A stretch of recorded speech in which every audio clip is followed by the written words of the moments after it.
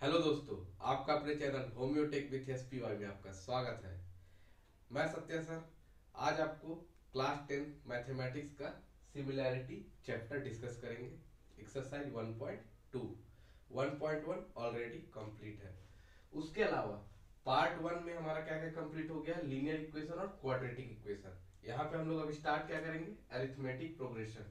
ठीक है, quadratic equation और लीनियर इक्वेशन की प्लेलिस्ट बनी हुई है। आप डायरेक्टली जा करके प्लेलिस्ट में जाएंगे, वन बाय वन पूरा लेक्चर होगा और आपको जहां पे भी डाउट होगा आप कमेंट बॉक्स में कमेंट करके पूछ सकते हैं। कोई दिक्कत वाली बात नहीं है, आपका सॉल्यूशन मिल जाएगा, आपको मिल जाएगा। देन यहाँ पे हम लोग पार्ट 1 में अरिथमेटिक प्रोग्रेशन करेंगे बहुत ही जल्दी, और इधर सिमिलैरिटी, देन उसके बाद पाइथागोरस थ्योरम। ठीक है, तो हम लोग लेक्चर स्टार्ट करते हैं। आज सिमिलैरिटी पढ़ेंगे, पार्ट 2 का पार्ट। ठीक है, तो इधर आपने अगर लीनियर इक्वेशन और क्वाड्रेटिक इक्वेशन नहीं सीखा है तो आप सीख सकते हो। हमने हर एक क्वेश्चन को प्रॉपर डिटेल में समझा है, और अगर आपको कोई डाउट आता है तो आप कमेंट बॉक्स में पूछ भी सकते हो। ठीक है, सिमिलैरिटी स्टार्ट करते हैं। तो दोस्तों स्टार्ट करते हैं प्रोपोर्शनैलिटी थ्योरम से। क्या बोलता है थ्योरम कि अगर एक मेरे पास ट्रायंगल है, ठीक है, ए बी सी एक ट्रायंगल है, अगर मैं उसे एक लाइन सेगमेंट से कट करता हूं, लाइन सेगमेंट से कट करता हूं, तो वो जो ट्रायंगल, तो एक लाइन के तो वो सामने वाली से पैरेलल हो जाएगी, और दूसरी जो दो लाइन बची उसको दो अलग अलग पॉइंट पे कट करेंगी। राइट, जब कट करेंगी तो वह एक समान रेशियो में डिवाइड होंगी। ये कहता है हमारा प्रोपोर्शनैलिटी थ्योरम। मतलब समझिएगा कि ये एक ट्रायंगल है, उसमें मैंने एक लाइन ड्रॉ की, तो ये देखिए ये एक पॉइंट यहाँ पे कट कर रहा, दूसरा ये यहाँ पे कट कर रहा। ठीक है, ये वाले पॉइंट पे जब मैंने इसके पैरेलल, इस रेड वाली लाइन के पैरेलल एक लाइन ड्रॉ की, तो ये दो अलग अलग जगह पे कट कर रही है। क्लियर? यही है कि if a line parallel two sides of a triangle, देखिए ये एक साइड है, उसके पैरेलल एक लाइन है P Q, intersect the remaining sides two distinct point. तो ये देखिए ये दो अलग अलग पॉइंट, टू डिस्टिंक्ट पॉइंट्स पे देखो कट कर रहा ना, दो अलग अलग पॉइंट पे कट कर रहा। Then the line divides the sides in the same proportion. मतलब तो जो ये पॉइंट्स है ना, जो ये वाली जो पॉइंट्स है वो सेम प्रोपोर्शन में डिवाइड होंगी। कौन से? AP upon PB, AP upon PB equal to AQ upon QC। ये देखो, ठीक है। तो क्या लिखा है कि in triangle ABC line L जो है, लाइन L जो है वो क्या है, पैरेलल है BC के। लाइन L है वो क्या है, पैरेलल है BC के, और वह लाइन PQ पॉइंट पे इंटरसेक्ट कर रही है, PQ पॉइंट पे इंटरसेक्ट कर रही है। ठीक है, अब इसके बाद क्या करेंगे, ये तो हमें पता चल गया, डायग्राम हमें समझ में आ गया। अब इसको प्रूव कैसे करोगे? तो सबसे पहले ये P से C की ओर एक सेगमेंट ड्रॉ करेंगे, मतलब एक लाइन ड्रॉ करेंगे, और एक लाइन Q से B की ओर ड्रॉ करेंगे। क्या किया हमने? Draw segment PC and BQ, मतलब ये वाली लाइन और ये वाली लाइन हमने ड्रॉ कर दी। क्लियर है? अब हमने इससे जो पहला चैप्टर था उसमें क्या पढ़ा था, एरिया ऑफ ट्रायंगल पढ़े थे। ट्रायंगल का एरिया, जिसमें हमारा क्या यूज होता था, half into base into height. तो अब जब हम इसको देख रहे हैं तो ये एक ट्रायंगल नहीं दिख रहा आपको, ए पी क्यू को देखो, ए पी और क्यू को देखो, तो आपको ट्रायंगल दिख रहा है। और फिर एक बार देखो, मेरी नजर से देखो, पी क्यू और बी, पी क्यू बी भी एक ट्रायंगल आपको दिख रहा है कि नहीं दिख रहा? दिख रहा होगा। तो in triangle A P Q and triangle P Q B have equal height. ठीक है, कि ए पी क्यू और पी क्यू बी की इक्वल हाइट है, हमने ऐसा मान लिया। तो area of triangle A P Q और area of triangle P Q B equal to क्या हो जाएगा, AP upon PB, AP upon PB. तो कैसे? तो बाई एरिया प्रोपोर्शनेट थ्योरम। ठीक है, AP अपॉन PB, मतलब साइड बाई साइड कर देना है, क्योंकि हमने ये वाला ट्रायंगल लिया है और ये वाला ट्रायंगल लिया है।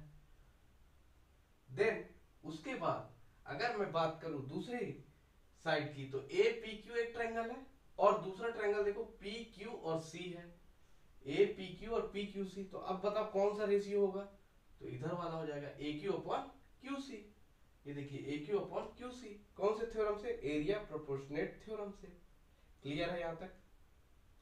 क्या किया हमने, एक ट्रायंगल मुझे ये दिख रहा और दूसरा ट्रायंगल ये दिख रहा है, और दोनों के लिए हाइट मेरी क्या है, सेम है। दोनों के लिए हाइट मेरी क्या है, सेम है। अगर हाइट मेरी सेम है, हाइट मेरी सेम है, तो बचा बेस। तो एक बार क्या हो गया बेस AP और एक बार क्या हो गया बेस PB। सिंपल सी बात है। ठीक है, आया समझ में कि नहीं आया, बता दीजिएगा। कि एक बार बेस क्या है मेरा AP और एक बार क्या है बेस PB, तो AP अपॉन PB हो गया। अब दूसरा केस समझिए, ये वाले ट्रायंगल में PQ और C में, PQ और C में और APB में हाइट मेरी क्या है, ये वाली PQ, दोनों के लिए कॉमन है। तो AQ एक बार बेस हो गया, एक बार QC बेस हो गया, तो क्या बन गया, ये AQ अपॉन QC बन गया। समझ में आ रहा? देन देखो, अब हमको इस डायग्राम में कॉमन पॉइंट क्या मिला, सेगमेंट PQ। देखो PQ कॉमन था, segment PQ common base of triangle PQB और ट्रायंगल PQ और C। तो यही चीज हमने थ्योरेटिकल पार्ट में लिख दिया। और जो PQ लाइन है वो पैरेलल है BC के, ये तो हमने पहले ही देख लिया था कि सेगमेंट जो PQ है वो BC लाइन के पैरेलल है। यहां तक तो कोई डाउट होना नहीं चाहिए, कोई दिक्कत भी नहीं होनी चाहिए। तो जो PQB और PQC की इक्वल हाइट है, सेम चीज लिख दिया मैंने, कोई बात नहीं। तो अब यहां से देखो, अब यहां से मेन चीज शुरू होती है कि एरिया ऑफ ट्रायंगल PQB और area of triangle PQC same होगा। क्यों? क्योंकि हाइट सेम है। हेंस यहां लिख दो, हेंस लिख दो, hence triangle PQB and triangle PQC have equal Heights. तो इसका एरिया भी इक्वल हो जाएगा, और अगर एरिया इक्वल हो गया मेरे दोस्त, तो इक्वेशन 1, 2 और 3 को कंपेयर कर देंगे तो क्या आ जाएगा, APQ अपॉन PQB, और यहां से APQ अपॉन PQC, और PQB और PQC क्या है, सेम है। तो यहां से आ गया AP upon PB equal to AQ upon QC। बहुत सिंपल। लेकिन हमें याद कितना रखना है, ये थ्योरम प्रूव करने के लिए आया, वेल एंड गुड। नहीं आया तो हमको न्यूमेरिकल सॉल्व करने के लिए केवल इतना पता होना चाहिए कि अगर एक ट्रायंगल है और उसे कोई एक, मतलब जो ट्रायंगल है उसकी जो एक साइड्स है उसके अगर पैरेलल कोई लाइन है, अगर वो ट्रायंगल के दो जो अलग से जो साइड बची उसको दो अलग अलग पॉइंट पे कट करती है, तो वह इक्वल रेशियो में डिवाइड करती है। बस ये पॉइंट हमें पता होना चाहिए, इक्वल प्रोपोर्शन में डिवाइड करती है। तो ये AP upon PB equal to AQ upon QC, ये हमारे काम का चीज है। बस सिंपल सी बात, नो बकवास। क्लियर है? तो हमें कितनी सी बात याद रखना है वो आपको पता होना चाहिए कि अगर मेरा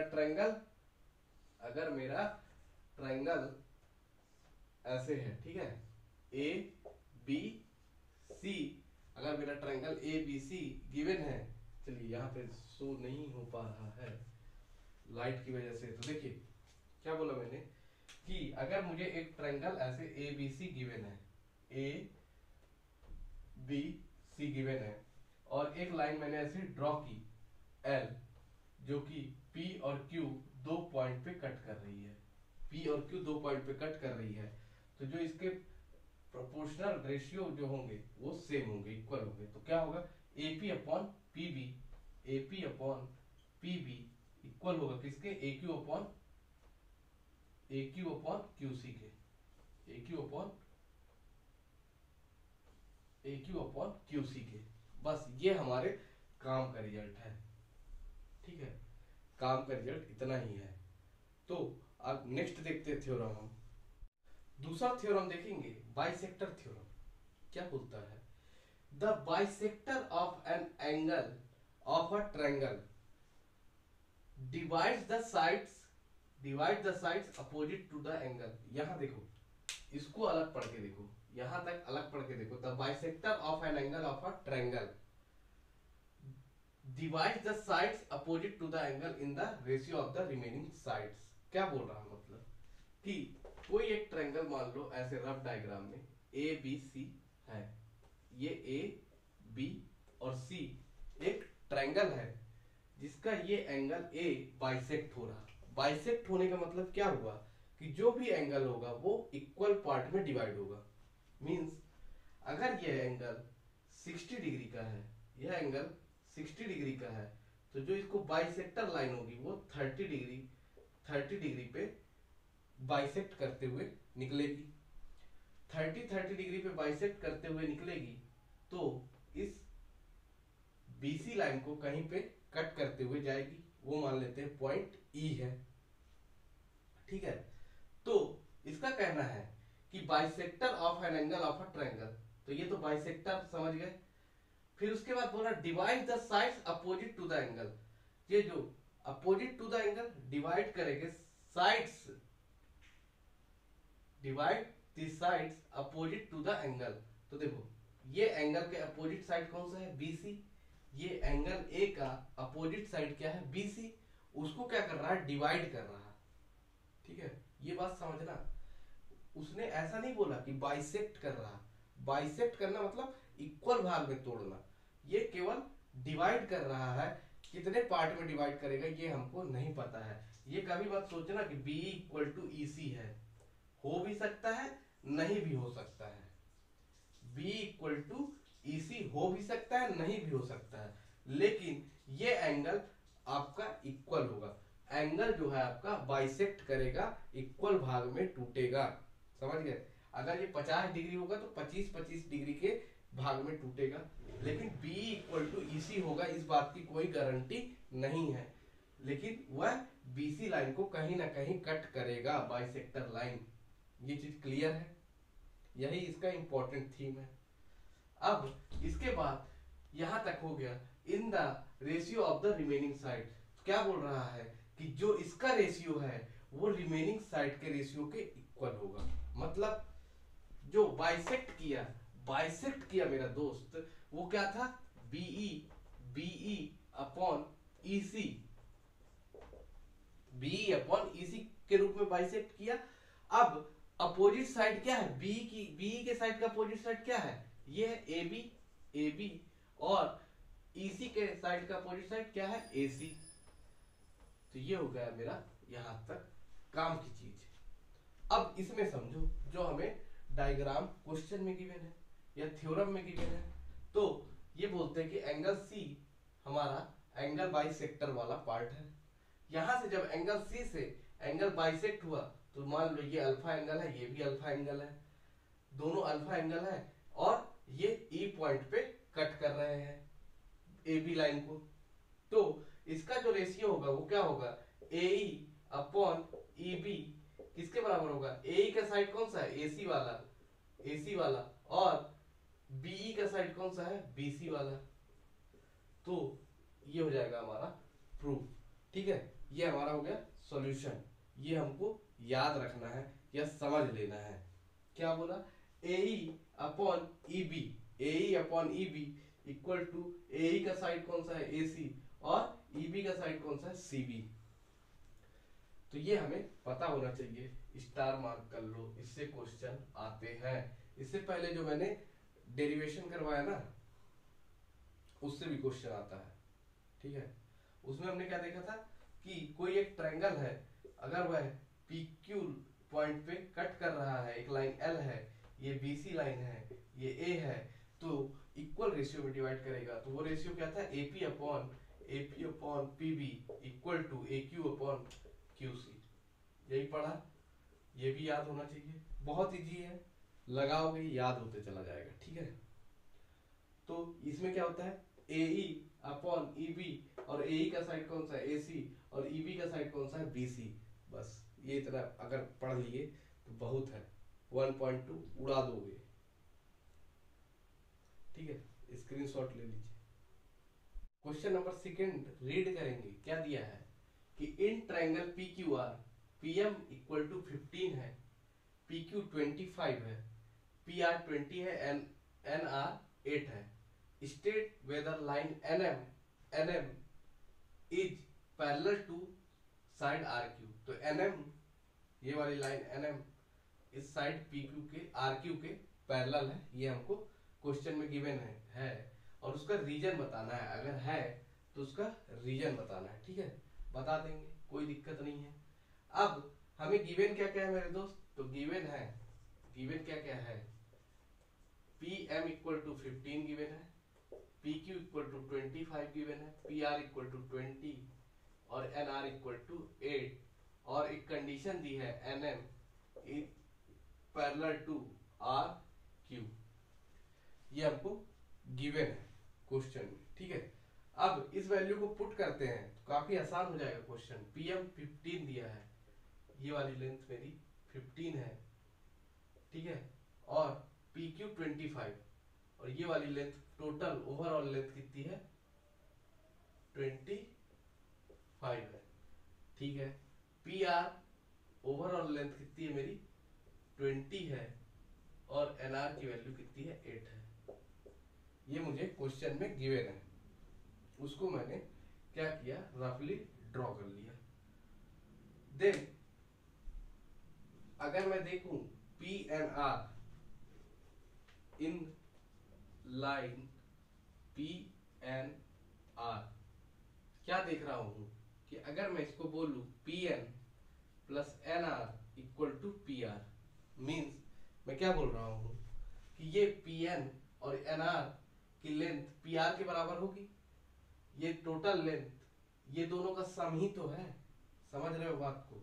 इसको लिखने का रीजन ये है कि यहां से मुझे, वैसे देखो ये डायग्राम बनाने के बाद ही मुझे समझ में आ रहा है कि ये टोटल लेंथ 20 है और ये वाला भाग 8 है, तो ये वाला भाग कितना होगा, 12 होगा।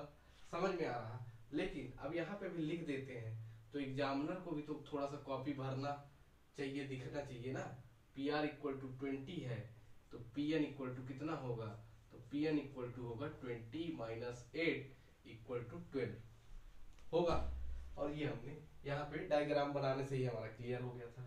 अब हमारी ये वाली टोटल लेंथ है 25, ये 15 गिवन है, तो ये कितना होगा मेरे दोस्त, कैलकुलेट कर लिए, बहुत बढ़िया, 10 होगा मेरे दोस्त, सही हो। अब क्या करोगे, इन लाइन, कौन सी line, P M Q P M plus M Q equal to P Q, बोलेंगे this length plus this length equal to पूरा length, this length plus this length equal to पूरा लेंथ। तो PM की value है 15, MQ की value मुझे नहीं पता, तो पीक्यू की वैल्यू है 25, तो एमक्यू इक्वल टू क्या हो जाएगा, 25 minus 15 that is equal to 10 हो जाएगा। तो एमक्यू कितना आ गया, 10। अब क्या करोगे, तो मेरे भाई क्या बोला है कि N M parallel to R Q, mean हमको क्या पता है कि जो पीएन अपॉन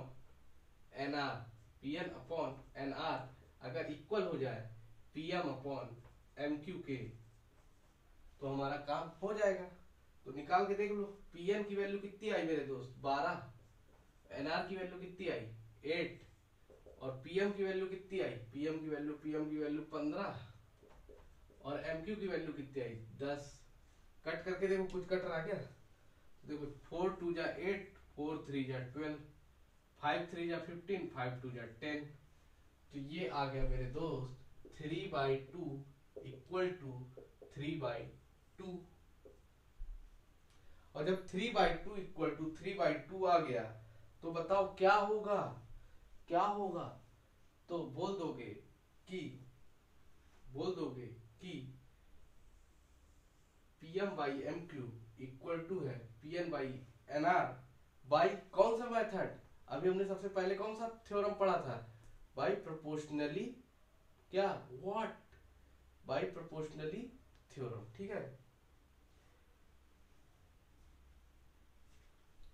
समझ में आया कि नहीं आया? सबसे पहला जो थ्योरम पढ़ा था मेरे दोस्त, वो क्या था? प्रोपोर्शनैलिटी थ्योरम ही तो था, और उसी से हमने इसको सॉल्व कर दिया और आंसर आ गया। तो क्या लिखोगे? By converse of proportionality theorem. ठीक है, जो पहले वाले थ्योरम, इंग्लिश पे मत जाना, ठीक है, हम मैथ पढ़ा रहे हैं क्योंकि। ठीक है, ठीक। तो ये क्वेश्चन समझ में आया आपको? एक दो बार देखिएगा, समझ में आ जाएगा, स्क्रीनशॉट आप ले सकते हो। दोस्तों, हमने इसमें दो थ्योरम डिस्कस कर लिए और दो क्वेश्चन डिस्कस कर लिए, तो ये वीडियो काफ़ी लंबी हो जाएगी, तो हम इस वीडियो को यहीं पे विराम देते हैं और आशा करते हैं कि आपको ये लेक्चर समझ में आया होगा। अगर समझ में आया हो तो लाइक ठोक दो, शेयर कर दो और चैनल को सब्सक्राइब भी कर लो। Thank you for watching this video.